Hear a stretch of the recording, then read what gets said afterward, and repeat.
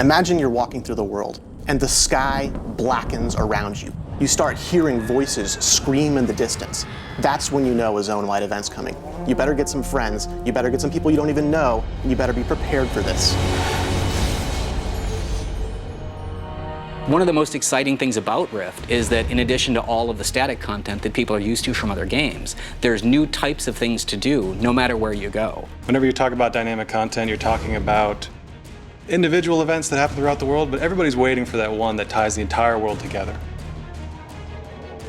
You've seen rifts and you've seen small-scale invasions, but a zone-wide event literally takes over the entire zone. We're talking hundreds of players together. And then we have hundreds of NPCs and tons of rifts open. I mean, just the whole sky goes crazy. I mean, just all hell breaks loose.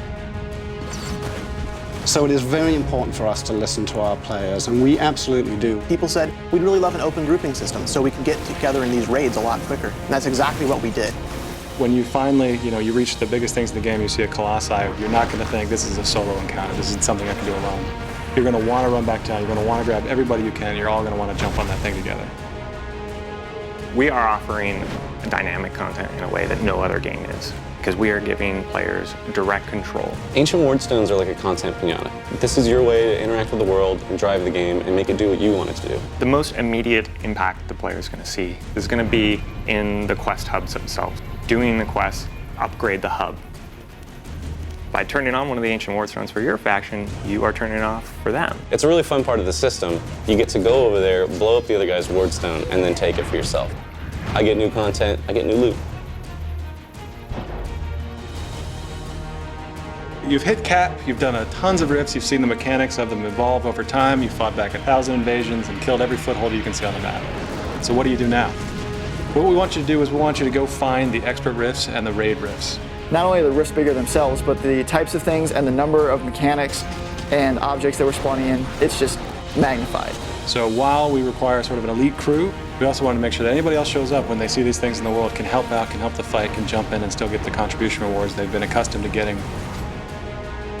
Our reward system is based on performance, it's based on effort, it's a forgiving system meant to reward you for playing, but not to punish you for being outside of the radius when the event completes or dying because you're the first to try to tank and nobody's healing you. The best reward you get out of our dynamic content is the planar focus. And this is essentially an item which has this number of slots associated with it, and you're going to be able to get essences from doing planar content. They can power up abilities you already have or give you new abilities. We wanted to put that middle M back into MMO. We're making a AAA MMO here, and we're doing things that nobody else is doing. It's not the world playing itself, it's not interactions between various systems, it's you. So when you take all these new types of things to do, and you put them all together, that's when you know.